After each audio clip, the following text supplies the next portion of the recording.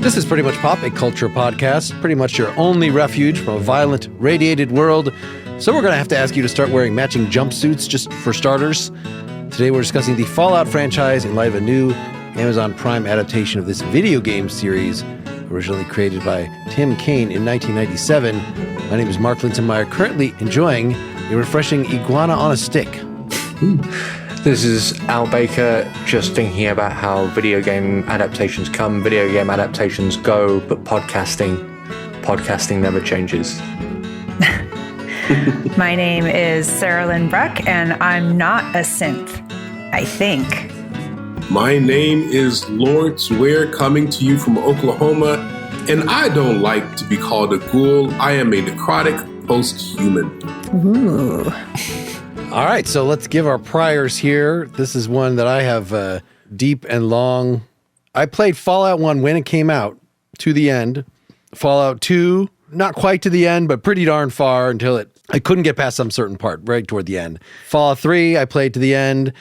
Not too much of the DLCs. They didn't seem that interesting. But then Fallout 4, over 100 hours I had logged. And New Vegas, I didn't finish, but I played that a good amount as well. I just reinstalled Fallout 4 to get all the DLCs and play a little bit of that and all the new. They just did a big new update in light of the TV series, so I was very excited for the show coming out, and I think the show captures the tone of the games very well. Al, you have a good background with these, right? Or yeah, I mean, I'm to the point where I think I am appropriately and fully impressed with the fact that you played Fallout 1 to the end, because my first Fallout game was Fallout 2, which I played, I think, when it came out, but didn't finish it. I think I was too young to have a chance to finish it, and I think I played it in inverted commas in that, like, I bashed my mouse and keyboard around a little bit. I don't remember being good at it in any respect. But I played Fallout 3 when it came out because it was the huge thing. I played New Vegas a lot, and I played Fallout 4 an awful lot as well. I just looked at my playtimes now as well to see if I could compete. I've got over 100 hours in each of those, so I've definitely played them all at least once. Big fan of the world and of the lore, and I thought that this TV show was really faithful to the important parts of the franchise. I thought it was really good. Ooh. Lawrence, had you spent time with this before? I know that I played Fallout 4 at some point, but I do not have the deep and abiding connection to the game series that you guys have. And so I'm kind of coming into the TV show as a newbie, so I cannot compare the tones of the television show to the tone of the game. But I can say that I really do enjoy the tone of that television show. But yeah, I don't have much of a connection at all. Sarah, what's up with you? Like you, I'm a total newbie when it comes to this world. My husband had all the games though, so and he encouraged me to play a little bit of Fallout 3 and Fallout 4, since the show matches so much of the tone of those two games, and there are certain Easter eggs and things like that you can find in the show. This was all new information for me, completely new world, a completely new story for me. But I did enjoy playing what I did of those games. I can see why people were so into them. I loved just how you can explore the world. It's so much different than just going from point A to point B to point C, which is, and I still did not play very many video games either, but those were the ones that I was most used to. And this one I found really fascinating because it was just completely exploration. Like, you can play a completely different game from somebody else.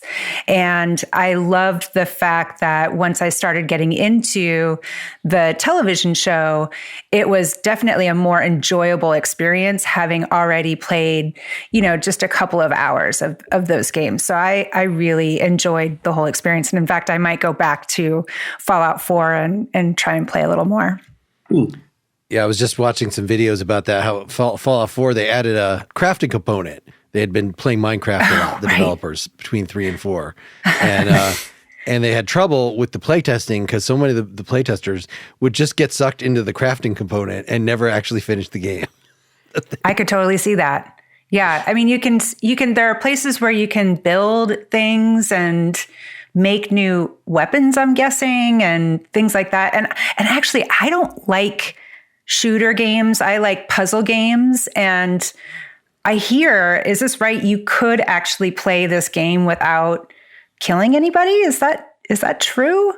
Yeah, there are actually quite famous in inverted commas, but playthroughs of the Fallout games online from people doing no kills, people doing versions of it where it's built right into the game that you can play without using weapons. You can just like fist fight your way to the end. But also, there's a lot to say. I don't know how deep into the games we're going to get in this chat, but a lot about how beloved, especially the later installments in the Fallout series, has to do with the people who made them and their approach to game design. Bethesda in particular just seems to have this kind of ludicrously beautiful philosophy of just throwing as many game systems into the world as possible. And, to hell with it if that means that there are way too many bugs to make the game playable in early release. There's so much that you can do in the Fallout games, similarly with the Elder Scrolls games, which they also did. It is trivially easy to break the game in innumerable ways. And that's given the games a bit of staying power and as well in the community. They're very easy to mod as well. So there's a huge community of people who build little extra components to the games, new levels, new weapons, new systems, which, can break the game even further. But the whole series is intended to be a playground, and it's very, very good at that. So I have a question then. Now that we're talking about the television show, do you enjoy it more because you have played the games? Because, so for example, the Last of Us television show on HBO, it followed, now that one I did play, it followed pretty closely the story of The Last of Us, right? Now, my impression is that Fallout is different. That Fallout, it gets the world right, but it tells its own story within that particular world. So do you enjoy the television show more having played the games? Or do you think that you would enjoy it just as much if you did not play the games? I think there's always we did at some point a action figures episode that when you have in one medium a representation of something and then you get to see it sort of, in that case, it's like actually holding it in your hands that there's something. But in this, it's similar in terms of when it's a adaptation of a comic book or any sort of transition like that. There's something very satisfying about that, which might be sort of a short term, like it's a very surface level sort of thing. Every little design element is taken from the video games, as far as I could tell. In going into that first city that she goes into, I was convinced that it actually was the first city from Fallout 3. Megaton. Really? Yeah, I thought it was too. I thought like that they had made the map exactly. There was enough of the impression of it, of, what these storefronts and things look like, that I feel like they, so there's something very cool about that. If they hadn't lived up to the spirit of the thing, and I don't know, this is something to get into, is sort of like, what is the humor? Having started with Fallout 1 and 2, that's before, that's not a first person shooter game. That's like a top down, you're moving. It's much, the whole thing, the effect is it's much more sort of comic book like throughout. Interesting. I had played Oblivion, the Elder Scrolls game, before Fallout 3, and just thought like, really? They had to take this thing that I liked so much and make it just like these other games that they make. And I found something a little disappointing about that, in that it sort of skewed with the tone a little bit to me, because I liked it purely comic booky, not, okay, we're going to have some, your level up screens or whatever, and there's going to be like elements of the little comic guys in it. But for the most part, it's going to be, just this live action thing. And so I think I warmed to it, and in seeing it in the show, I don't know, I guess that's a question for you folks, is what you thought of the tone of this, in that, it's a very black comedy, but there's lots of violence, but it's not like The Boys or something where like the violence is just there purely to laugh at. Like, it's kind of realistic and grim. Yeah, it is. Violence in a way that is more disturbing in some places. Yes, absolutely. Exactly. But there's also certain things that they did with this game that are very game specific that they incorporated into the show, like all of the sim packs, and that you can, if you lose your finger, you can get a new one. I was fascinated by that. Yeah, I was fascinated by and that. I thought they did a really good job of something that I think would have been creatively a huge hurdle to think, how can we make this into a linear type of story that someone who didn't play the games be able to understand. And I think that they did that really, really well. The mysteries that they set up, that they got the audiences interested in, was such a great way of exploring the lore. I feel like at the end of the first season of the TV show, you know about as much about the lore of the Fallout world as I probably got from 2 or 3 of the apart from like specific things that happened in specific places, but in terms of like why the world is the way it is, who the major players are, and what the like key historical events are that got us up to this point, is all laid out really neatly for you and was explained in a way that didn't get boring or tedious at any point. There weren't very many like big boring lore dumps. There was this whole, presumably we're going to talk about how wonderful, what's his name, Walter Goggins is in the show throughout. He is wonderful. All of the flashbacks from that character, just brilliant ways of getting lore drops into the show.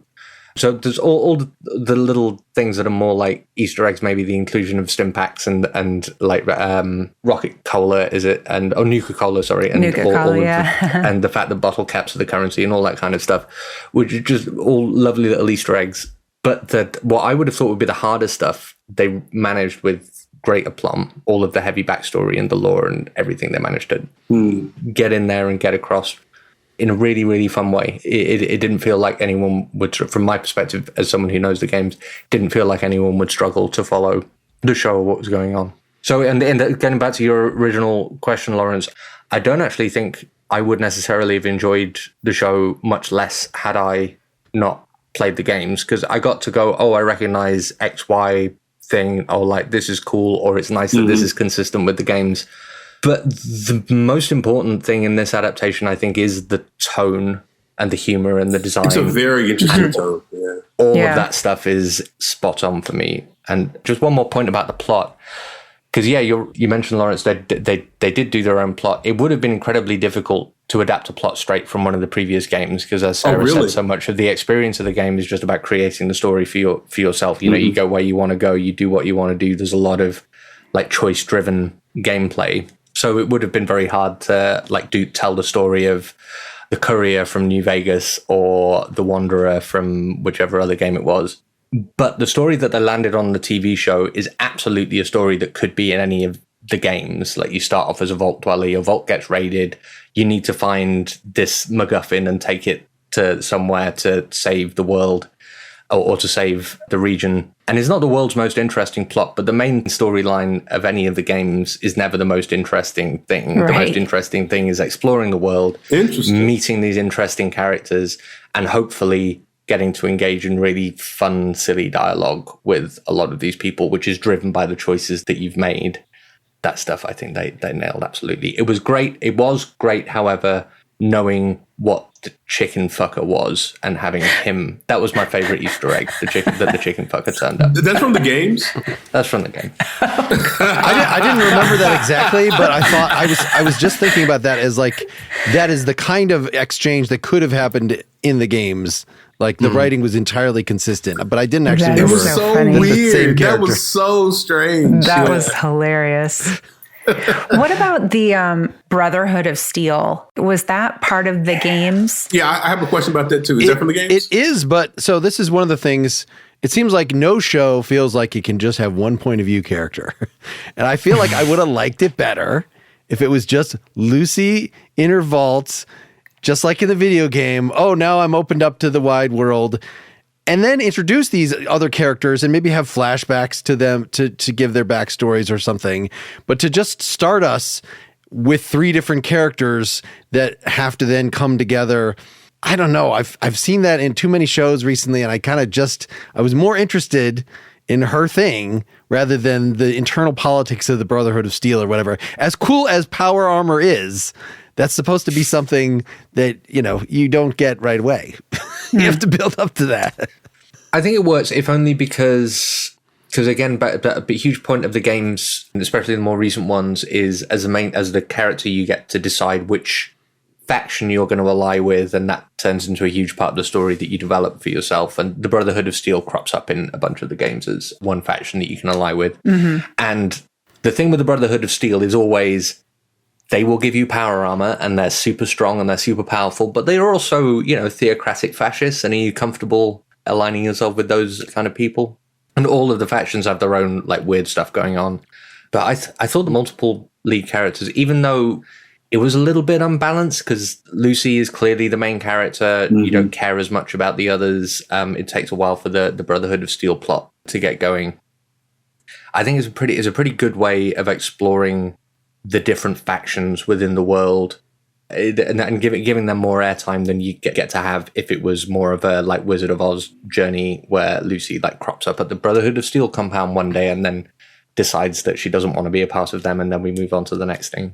The character of Maximus, he was such a dope at the beginning, mm-hmm. He was. Which is funny. He was pretty hilarious. And I ended up kind of loving him by the end. But I thought that storyline was tough to kind of bring in together. And it was awkward at first. I thought that it was a really awkward way to bring these three characters together from the very beginning, because you just, you'd start in with Lucy and it's like, okay, I understand why we're here and why we're with her. And then with the ghoul, and his backstory was so rich, and he's such a great character. I couldn't stop. I just wanted to watch him the whole time. And then the Maximus storyline just didn't seem to be as important as the other two. And I had a really hard time, I think, at the beginning. And they did a better job, I think, as they went, bringing those three storylines together by the end. And they all made sense. But from the beginning, it just felt like, oh man, now we're with Maximus. Let's go back to Lucy. I want to find out what's going on with her and how she's going to find her dad and all of that kind of stuff. I just didn't feel like it was done as well at the beginning. It was very awkward. Okay, maybe it's because I am who I am, but I absolutely enjoy that Maximus. Now, the Lucy thing was interesting, but really my two favorite characters are the Ghoul and Maximus, honestly. Going back to what Al said, if you had stayed with Lucy, it'd have been like a Wizard of Oz tale, right? And you follow this character and the world slowly opens up the more you follow this character going through whatever. What going to three different characters does is it instantly opens up the world and lets you know this world is big, it's expansive, there's a lot going on. And so I really, really enjoy that. I think Walter Goggins by far steals the show. Like every scene he's in is really, really good. I thought the character design was interesting, like him not having a nose. It's just really interesting. I really enjoyed that character. But I enjoyed Maximus, and I don't know if it's because I'm a black guy and I just enjoyed hanging out with a black guy. I genuinely don't know. But I really, really, really enjoyed that Maximus. And I enjoyed that he was a dope at the beginning. And like even Walter Goggins, is he? Walter Goggins earlier says, you drive that thing like a shopping cart. Like it's clear that he doesn't know how to use that suit very, very well. And he's kind of slowly figuring it out here and there. But I enjoyed that character and like his earnestness. And like he was like a down and out character, but he had like a little smirk to him, a little bit of fire to him. I enjoyed that. And I enjoyed seeing Michael Rappaport there early. And it was kind of funny seeing him as a strict gameplay kind of thing. Lucy is very interesting. But I really enjoy that Maximus. And I think the Ghoul is wonderful. But I love that the show kind of plays with Western motifs, right? So the Ghoul walks into a town and he clears that town out in the way that like a Clint Eastwood would in like A Fistful of Dollars or something like that, right? But so I really enjoyed that. And that's what made that really interesting. That's what kind of drew me to it, because I love Westerns. And it has that. Now, I don't know if that's like the game, but it's really cool, really fun to kind of see them playing with those motifs while placing it vis-a-vis, this science fiction kind of tale. I really enjoyed it. Really, really enjoyed it. Yeah, given the choice to have it three characters in parallel, really four, because you're still like, what's going on in the vault with her brother. And the dog. Don't forget the dog. Dog's important. The dog has his own arc. I thought it was very well done. I have to sort of see it again to sort of gauge was my level of interest. I don't know, but particularly in retrospect, or, having it as then like a meet cute, that whole first scene where they're all together and fighting each other. Yeah. Like, I really enjoyed. If anything, I just thought maybe like the Michael Emerson character, the scientist, was going to be a bigger deal. Like, was going to actually be a I was character. kind of shocked by how fast they dispatched him. Yeah, really That was a great fast. kill. I mean, first, I was really surprised by how fast they dispatched that character. There were some good cameos in the show. A lot. I was surprised by how many cameos there were. They were all over the place. I know. It was so delicious. I just want to heap more praise on the way that they killed that character, because when Dogmeat shows, because when Dogmeat shows up, right, and just for the record, Dogmeat I think is the longest running character in the Fallout universe. I know he showed up in the very first game and in the second one. I can't remember if he's in Fallout 3, but he's in Fallout 4 too. So Dogmeat, the dog character, is the, I don't know what's the R2D2 of the he's the R2D2 of the Fallout universe. And as soon as you realize it's Dogmeat, I'm just sitting there like screaming at the show saying, you do not get to hurt that dog, because he's having a bad time when you see the dog, and you're just sitting there saying that dog had better be okay. And and then when the scientist dies, I was so relieved that the dog was going to be okay. I just didn't care. And I thought that was handled brilliantly, because you also do have to establish in a show like this that nobody has plot armor. Everyone's disposable. Very true. Because it's a brutal, horrible wasteland. And I think they did that in an excellent way. Retrofuturism. What do we this is a prime thing about the tone of this alternate history. This is not just science fiction. This is like alternate history that semiconductors were never created. It's all vacuum tubes. Yeah, no microchips. That's the that nuclear power, when it was invented in the 50s and the 40s, was then used to its utmost to create all this extra stuff. And I guess somehow then the rest of culture didn't progress. There's no all the music. Not in the U.S. anyway. The music is very retro. I got a feeling that it was like steampunk, and then correct me but it feels very steampunk-ish, like adjacent. I mean, it's a different historical juxtaposition, but it's the same strategy. Yeah. Mid-century.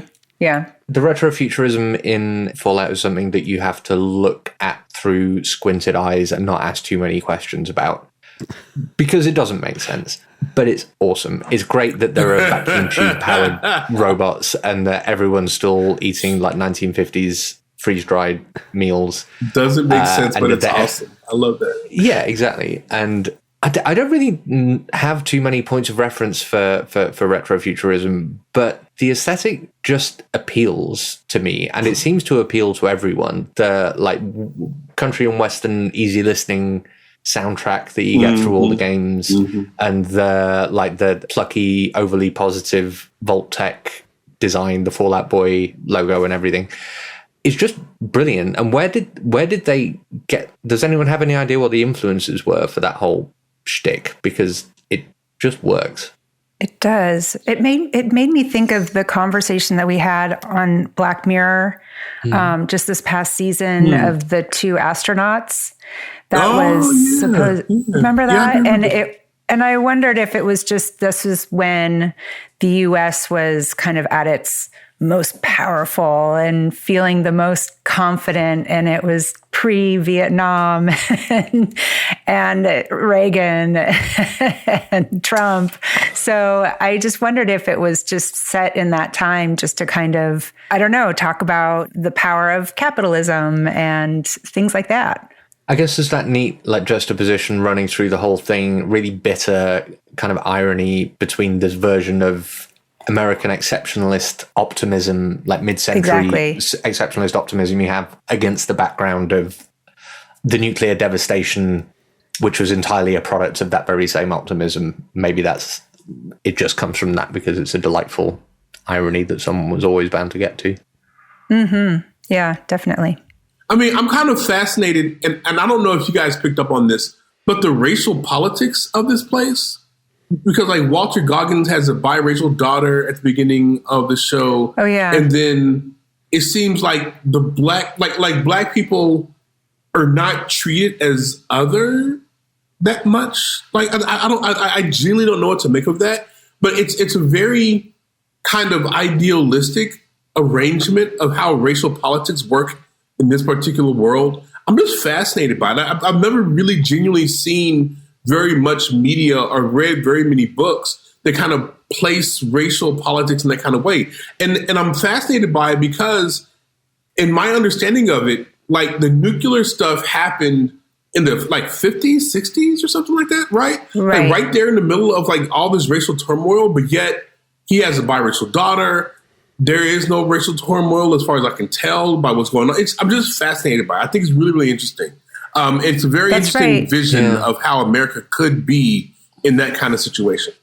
No, that's so interesting because I did notice that like in the vaults, which we know were manipulated, but you're right though, 200 years prior, there were people of color who were in positions of power, you know? Absolutely. I mean, yeah. I noticed that too. That's a really good point. I wonder what they were trying to say about that because that is truly an alternate reality. Yeah. That's a really good thing to point out. I kind of figured they were taking a Bridgerton strategy in so far as we're just gonna tell the story and pretend that like racial segregation wasn't a thing in this period in history for the sake of like being able to tell a story with a diverse range of characters and not make that the focus.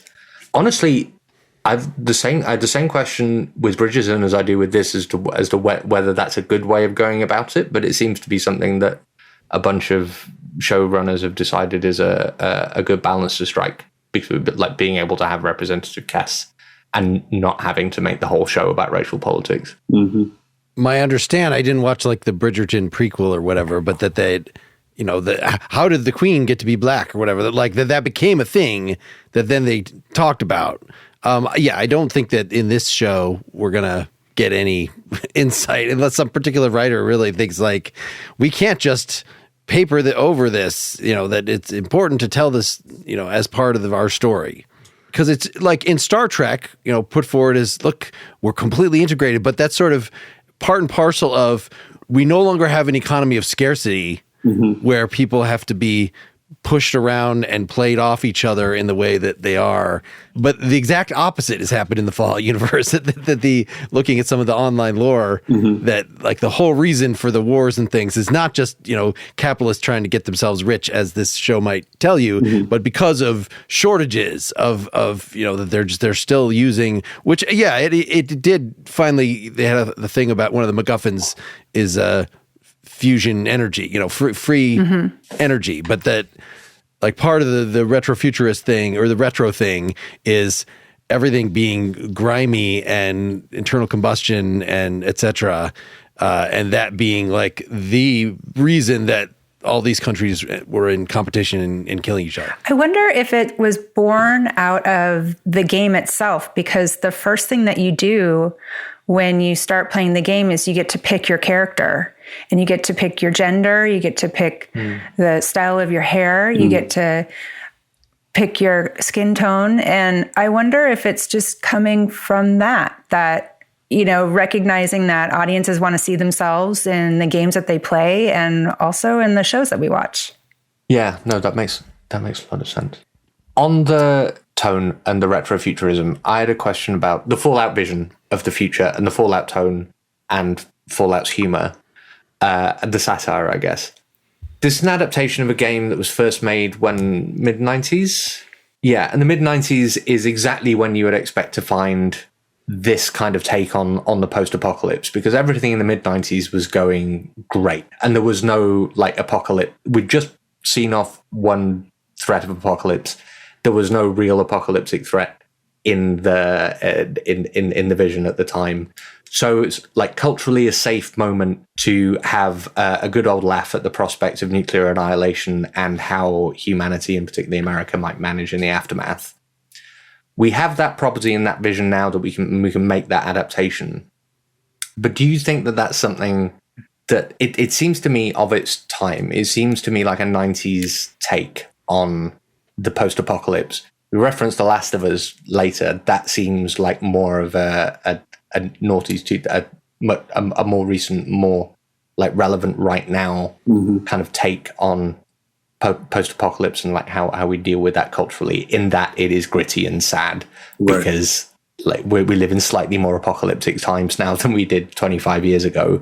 So it seems to me like it might be more difficult for someone to come up with out of whole cloth something as funny and like reasonably funny and fun as Fallout now.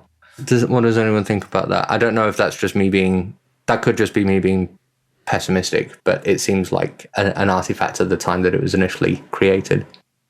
When did the first Fallout come out? You said 90? 97? Yeah. 97. Yeah. I mean, we were living in a different time then. I remember in the 90s, man, you can go to the airport, go to the terminal. It was before 9/11.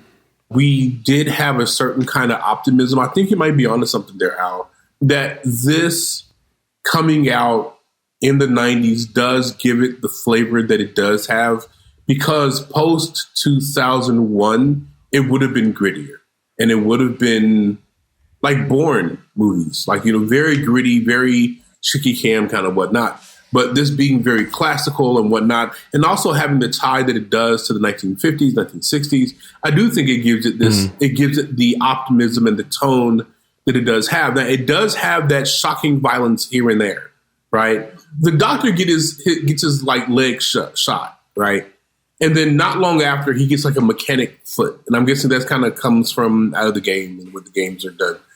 So what that says to me is that there is violence, but it's not like end of the world violence. It's not like, you know, things really going to be bad. Like he's going to go down. Like, for example, she has, and by the way, the beginning of this is kind of strange to me. Like she's getting married, she has sex, and then the guy tries to, it's kind of dark, man. It made me feel uncomfortable. Anyway, but she gets, oh, it's great. It's so weird, man. I genuinely don't know how I feel about that. But she gets stabbed, and I thought, holy crap, that's fucking bad. Like, she's going to be, like, dealing with that for the rest of the show. Instead, she gets a shot, and she's fine. It lets me know, okay, something's going on there with that stim pack stuff, right? Clearly, there's something going on there that I didn't understand when I first saw it. But it does have violence, and the violence can be tragic, but it's not that tragic. So it doesn't go into the realm of where like post 2001 stuff would have gone into. And so therefore, I think you're right, Al, that it does harken back to a time where things were nicer, simpler. I don't know, but you're right. I think that all comes from the time period in which this kind of was kind of crafted and kind of came together. I think you're right about that. I'm not sure I like the way it begins though. That made me feel very weird. I like the show, but I loved how weird she was. She is weird. She wasn't just this doe-eyed, you know, innocent. She was like, you know, she made some comment about how you can have sex with your cousins, but you can't marry them. Yeah, like something like that. I was like, she's like naive, but also very sexually forward. It's weird. So it's very funny. I just thought it was so well played. That kind of threw me. I didn't realize the whole, you know, it's sort of revealed toward the end of the show that, all the vaults are different and they were created for different purposes. And I just thought, like, they're getting it wrong. They're not supposed to be vaults connected to each other. There's not supposed to be like, what, we're getting an arranged marriage plot. Like, this has nothing to do with anything that was in the Fallout games. You know, the Fallout games are like, oh, the water's broken and somebody needs to go out and find a new water thing. My dad's gone. I need to go find my dad. Both of those things happen in the show, but that's not the immediate impetus. Mm-hmm. I like that we got to spend more time in the vault and be able to check out each of the vault cultures and how they were different and just how crazy weird they all were. They were all like mini cults. It was just fascinating. Absolutely, they were. They absolutely were. Yeah. We didn't get drug use in this season, did we? Because it's actually a huge thing in the game. Well, what about the ghoul? I thought he was taking drugs. Well, yeah, he was. But it's not like a major plot point, though. Like, it's common. Like, he does it, but it's not like driving the plot.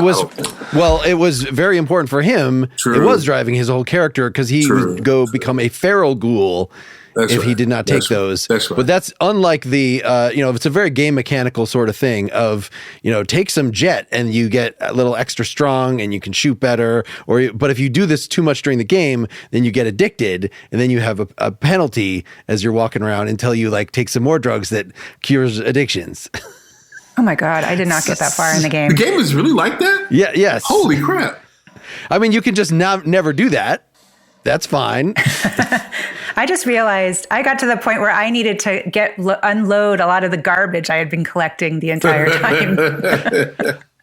I'll tell you. So just returning to the game for the first time in a long time, while I appreciated it and it was, good to sort of refresh myself, it's a little grindy that it's just go and kill a bunch of things over here.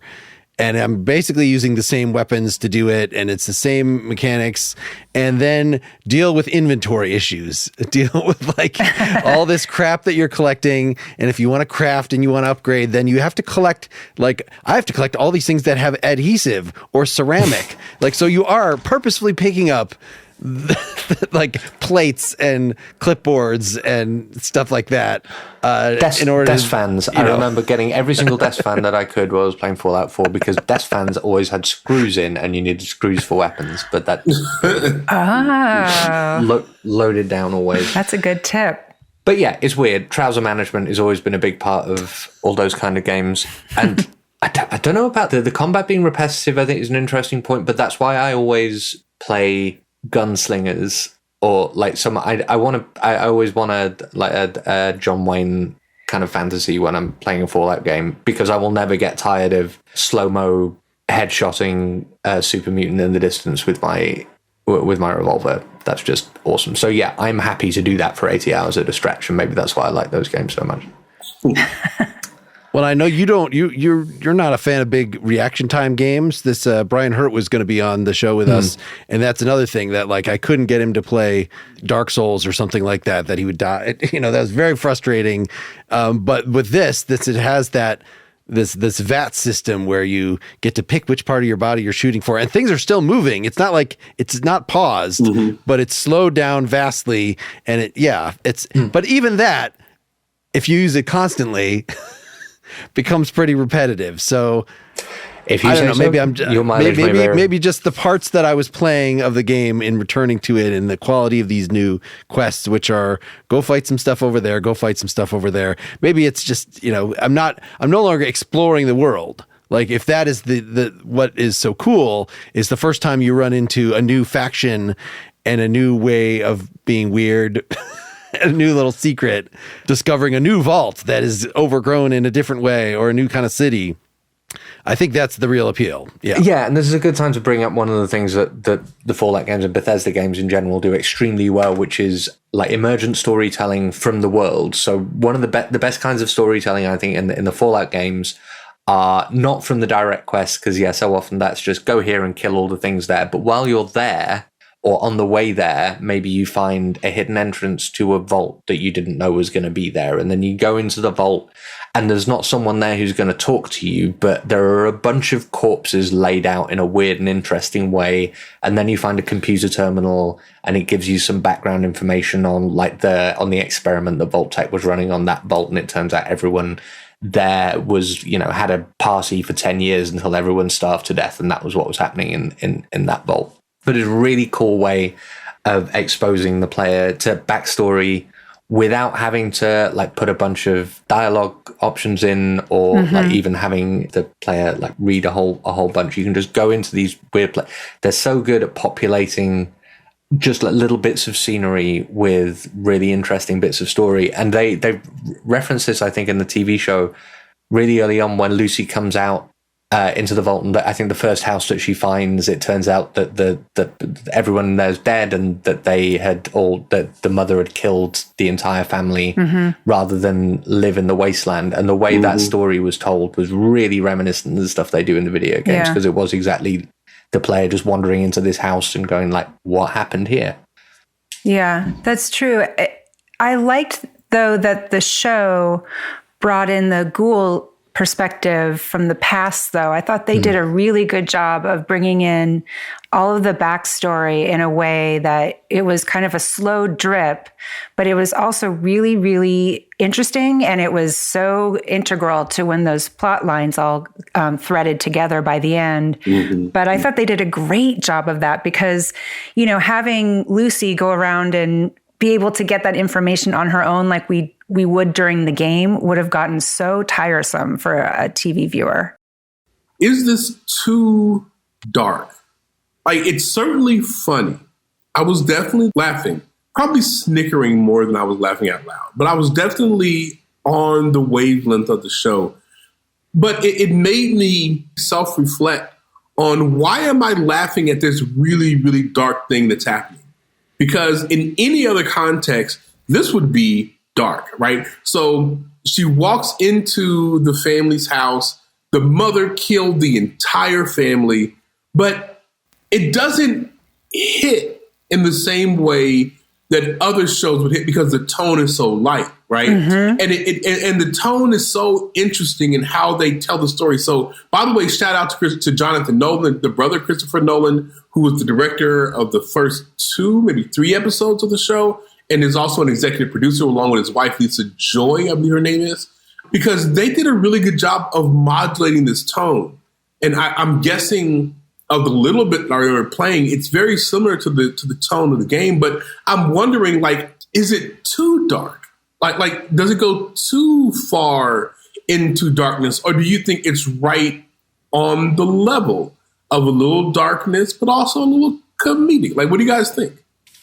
It's grim. I mean, that the guy, he wasn't a doctor, but he was the one with all of the potions. Right. And the way that we're introduced to him is him just about with his toe on the trigger of a shotgun, ready to blow his brains out.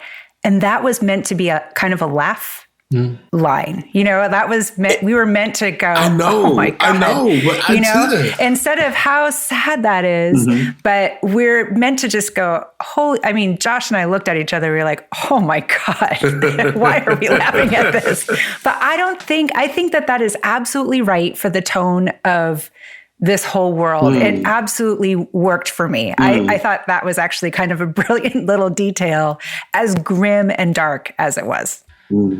Yeah, I think they did a great job of balancing the tone, and that was probably a really difficult thing to do as well as they did. Just even thinking back to the to the opening with the raid. There's the wedding and then the raid, and the wedding is almost entirely like ridiculous and played for laughs. And then you fall into this incredibly brutal, ultra-violent sequence, which still has some laughs played in it, but it doesn't detract from. It still reads as brutal, and I've really felt for Lucy because she was about to have like a really nice moment, and then her entire life went to shit all at once, and that felt like a real gut punch. But the things that were played for laughs were still funny, and I'm not a technically proficient enough critic to understand how they made that work. But none of the shots they took really felt tonally off to me, which is really impressive given how widely the tone varies. Maybe for a point of comparison, I don't know how many of you have seen Argylle recently came out. Not yet. No. Very polarizing film, but it has these action things toward the end of it where like it's slow motion, but they're just joyful dancing, like they're even playing rock music. And this is done in several other movies. When you have something that is so choreographed and like horrible stuff is happening, people, so in the case of Fallout, people fork to the eye and, these very bothersome things, but it's done in such a stylistic way that it feels, I don't know, maybe because we're such a depraved, violence, desensitized culture that like if you had just done this in the 70s or something, like it would have been a very, very different effect. As we're going to talk upcoming about Road Warrior, where there's a scene of just like a guy trying to catch like a sort of glaive, sort of a frisbee, and his fingers get cut off, and like that was way more horrible just watching one guy lose some fingers than this entire battle scene for me, just because of where we're at now. You did just remind me of the whole thing in the bit at the beginning with the Brotherhood of Steel and the guy who gets his foot cut up because someone, spoiler alert, has put razor blades in his boot, and that made me want to crawl out of my skin for days. Yeah. It was so bloody. That scene. That guy's foot that he needed to get fixed was, that was a look away moment. That was disgusting. It was like a simple razor blade in that boot, and it looked like it's so gnarly. Like, I genuinely don't know why it was that bloody. It was over the top. It was a bunch of razor blades. Let's just be clear. Was it a bunch? I thought it was just one. It was a bunch of razor blades. Well, that makes a little bit more sense, I guess. And it's not a real. I don't think this is a real spoiler, but I do want to say that the fact that plot turns on the fact that somebody did that to themselves, and that for me is the least believable thing in the entire show. That someone would willingly put their foot in that boot. Yeah, so I guess within the world, I would have liked a little more like, let's go out and kill some giant scorpions rather than let me cut up my foot with a bunch of razor blades. Like, it just would have been more of a fun time for me.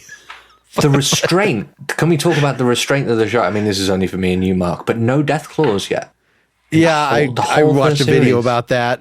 Apparently there's a skull right at the end. Yeah. Oh, so that's right. Because it was just they want to give. No idea. There's elements in the game. You're just constantly fighting different things, of course, in a game, but you can't do that in a show. Like, you want to make there's a fishy creature, whatever that thing is that they the goldfish. Oh, with the finger mouth. Yes, that was so gross. And you want to give it its due. So sort of like, the spider in Lord of the Rings or whatever. Like, it's just a giant spider. That's like the crappiest, Dungeons and Dragons monster. But like, no, we're gonna make this the center of a third of one of the most important fantasy movies because I think that was the strategy. Like, we're going to have death claws, but like, we're going to devote some time to it. It's not going to. I think that's impressive. Super mutants. Exactly. So death claws and super mutants, some of the like iconic monsters from the show. And I think a lesser showrunner or a lesser series creator would have thought, okay, we've got to hook the fanboys in right away. So episode 1 will get them to fight a death claw. Episode 2, the super mutants will turn up. Episode 3, like at the Brotherhood of Steel, or break into the Nuka-Cola factory, and we just get every single reference we possibly can splattered all over this first season to make sure that the fanboys are with us. And I was just genuinely impressed by the fact that they held back on death claws for the whole series, because it would have been a really easy way to get social media like buzzing with nerds saying, "Oh, I know what a death claw is."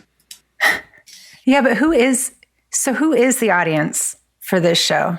Apparently everybody. I think that's what they nailed. It is actually everyone. It's a show for everyone. Everybody who's hardened to that level of violence. But, so the people. I don't think I would recommend this to everybody.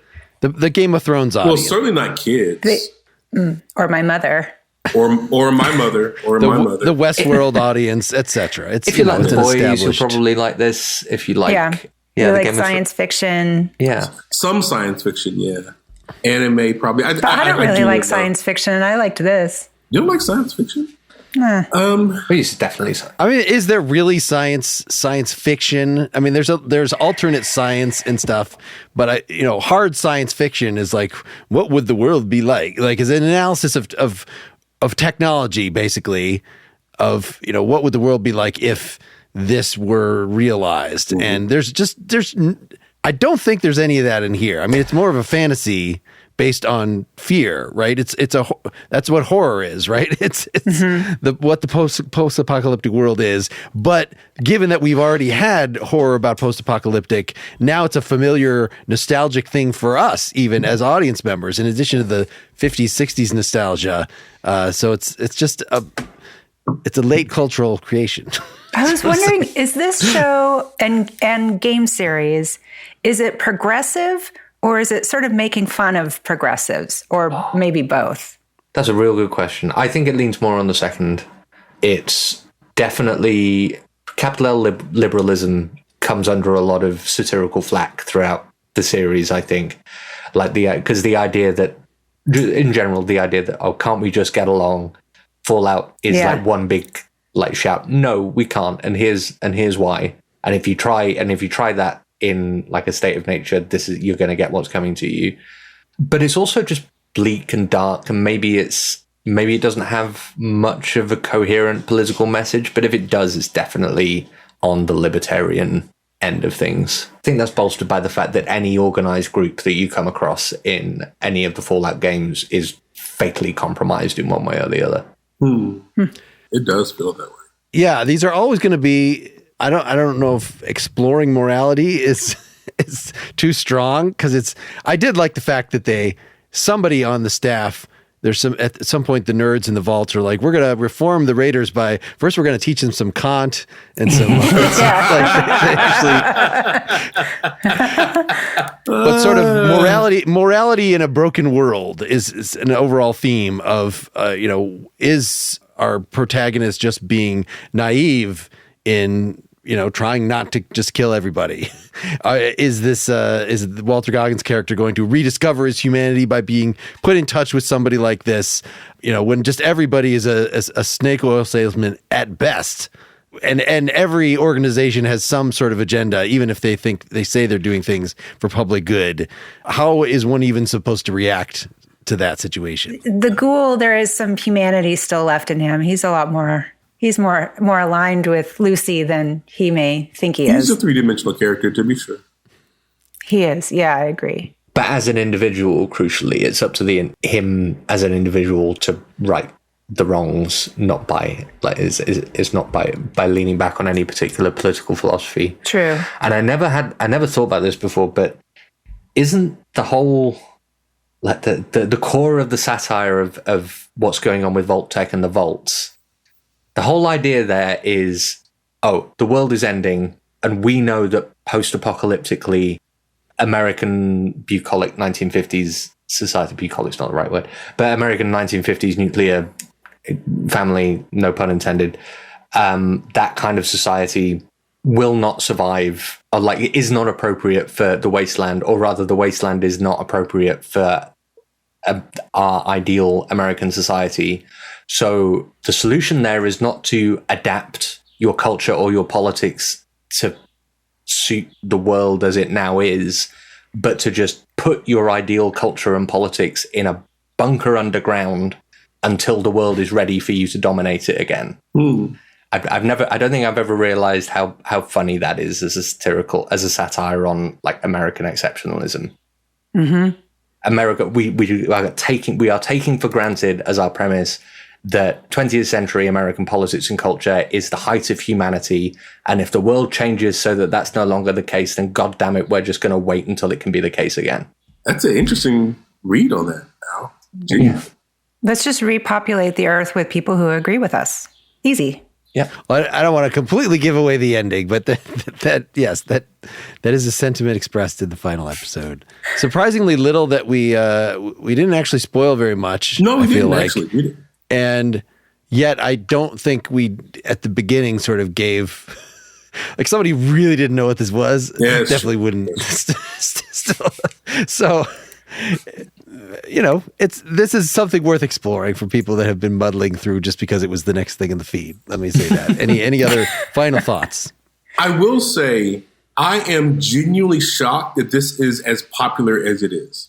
I really... The show or the game? No, not the game, the show. Like, I am shocked. Like, my mother watched 3 episodes of it. Wow. And she's going to finish it.